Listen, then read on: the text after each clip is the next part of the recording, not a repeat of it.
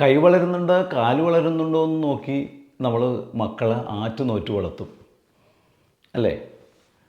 ഭാര്യയ്ക്ക് ആവശ്യത്തിന് ഡ്രസ്സുകൾ, ഭക്ഷണങ്ങൾ, നല്ല നല്ല ഭക്ഷണങ്ങൾ ഒക്കെ വാങ്ങിച്ചു കൊടുക്കും. ഒരു കുടുംബനാഥൻ്റെ അവസ്ഥയാണ് ഞാനീ പറയുന്നത്. 10-30 വർഷം ഒരു കുടുംബത്തിനെ പോറ്റി വളർത്തി നോക്കിയ ഒരു ഗൃഹനാഥൻ്റെ അവസ്ഥ ഞാൻ ഈ കഴിഞ്ഞ ദിവസം കണ്ടു. നിങ്ങളെല്ലാവരും കണ്ടിട്ടുണ്ടാവും, പലരും കണ്ടു കാണും അങ്ങനത്തെ ഒരു വീഡിയോ. ആ വീഡിയോയുടെ കുറച്ച് ഭാഗം ഞാനിവിടെ കാണിക്കാം.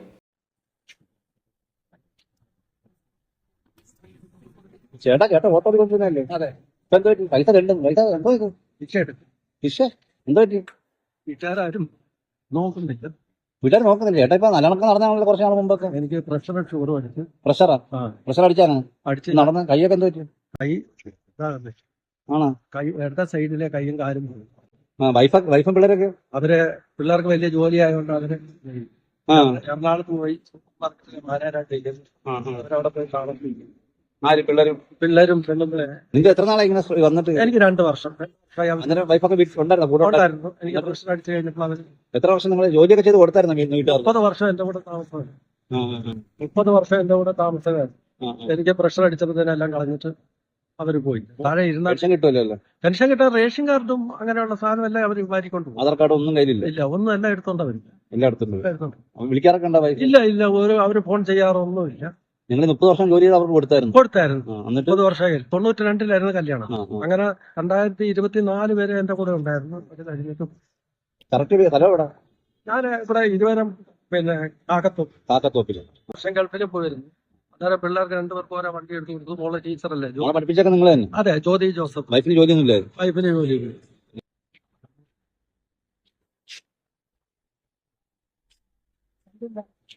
വല്ലാത്തൊരവസ്ഥ. ആ ചേട്ടൻ്റെ മക്കളൊക്കെ നല്ല നിലയിലാണ്. ഒരാൾ CA-കാരൻ, ഒരാൾ എറണാകുളത്ത് ഏതോ സൂപ്പർ മാർക്കറ്റിലെ മാനേജർ, മോള് ടീച്ചർ. മോളുടെ കല്യാണം കഴിഞ്ഞ് പോയി, ഇപ്പോൾ ജോലി ഉണ്ടാകുന്ന അതിൽ പറയുന്നില്ല. ഭാര്യ, ഇയാൾ 6 വർഷത്തോളം വിദേശ രാജ്യത്ത് പോയി വീട്ടിലേക്ക് പണം അയച്ചുകൊണ്ടിരുന്ന ആളാണ്. സ്വന്തം രക്തം വിയർപ്പാക്കി ഒരു കുടുംബം നോക്കിയിട്ട് ഇപ്പോൾ അയാളെ പുറന്തള്ളി കളഞ്ഞതിൻ്റെ കാരണം നമുക്ക് കണ്ടാൽ മനസ്സിലാവും വീഡിയോ. അയാൾ പ്രഷർ, ഷുഗർ ഇതൊക്കെ വന്ന ഒരാളാണ്. സ്ട്രോക്ക് വന്നിട്ടൊരു കൈക്കും കാലിനും സ്വാധീനം കുറഞ്ഞ ഒരാളാണ്.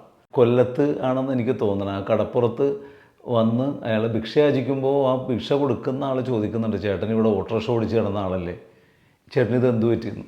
അപ്പോൾ വളരെ അയാളുടെ സങ്കടം നമുക്ക് കണ്ടാൽ തന്നെ അറിയാം. ഉള്ളിൻ്റെ ഉള്ളിൽ തേങ്ങിക്കൊണ്ടാണ് അയാൾ പറയുന്നത്, എന്നെ ആരും നോക്കാനില്ല, കൈകാലിൻ്റെ അവസ്ഥ ഇതാണ്. കുറേ കാലം മുമ്പ് ഞാൻ എൻ്റെ വീട് നോക്കിയിരുന്ന ആളാണ്. എൻ്റെ മക്കളെയൊക്കെ പഠിപ്പിച്ച് വലുതാക്കി അവർക്ക് ജോലിയൊക്കെ കിട്ടിയ, അങ്ങനെ സഹായിച്ച, കുടുംബം നോക്കി നടത്തിയ ഒരു ഗൃഹനാഥനാണ് ഞാൻ എന്നയാൾ പറയുന്നുണ്ട്. ആ പറയുമ്പോഴൊക്കെ വിതുമ്പുന്നുണ്ട് ഉള്ളിൽ. ഇപ്പോൾ ആരോ പറഞ്ഞ ആളോട് കേസ് കൊടുക്കാൻ പറഞ്ഞിട്ട് പുള്ളി കേസൊക്കെ കൊടുത്ത് സ്റ്റേഷനിൽ കേസ് കൊടുത്തിട്ട് ആരും നോക്കണില്ല. അവസാനം ഏതോ വക്കീൽ എനിക്ക് പൈസ തരണ്ട, ഫീസ് വേണ്ട എന്ന് പറഞ്ഞിട്ടാണ് ഇപ്പോൾ പുതിയ കേസ് കൊടുക്കാൻ പോകുന്നത്. എന്തായാലും ആ വീട്ടുകാർ അദ്ദേഹത്തെ സ്വീകരിക്കാൻ പറ്റിയില്ലെങ്കിൽ ആരെങ്കിലുമൊക്കെ സഹായിച്ചിട്ട് അവരെ കൊണ്ട് തിരിച്ച് ആ വീട്ടിൽ അദ്ദേഹത്തിനെ ആക്കാൻ പറ്റണം. തൻ്റെ ജീവിതകാലം മുഴുവനും ഒരു കുടുംബത്തിന് വേണ്ടി ജീവിച്ചൊരാൾ 30 വർഷക്കാലം അദ്ദേഹത്തെ കണ്ടിട്ട് ഇപ്പോൾ ഒരു 60 വയസ്സോളം തോന്നുന്നുള്ളു. വലിയ പ്രായമൊന്നും തോന്നാത്ത ഒരാളാണ്. ആ മനുഷ്യൻ ഇപ്പോൾ റോട്ടിൽ നിന്ന് ഭിക്ഷ യാചിക്കുകയാണ്.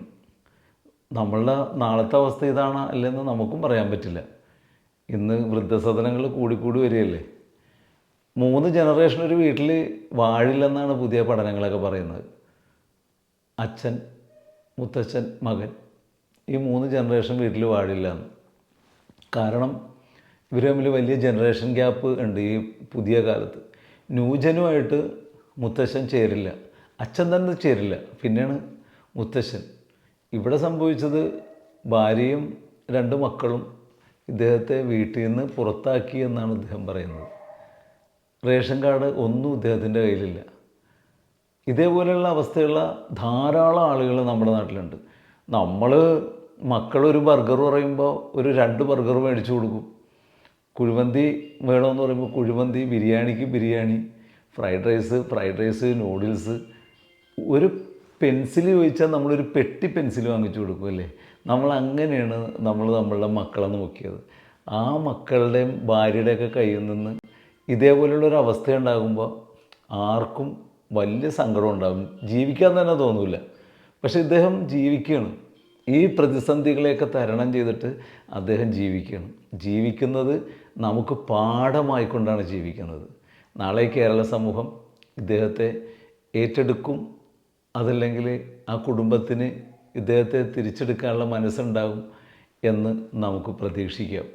ഇതേപോലെയുള്ള അച്ഛന്മാർ റോട്ടിൽ ഇറങ്ങാതിരിക്കാൻ അതാണ് വേണ്ടത്.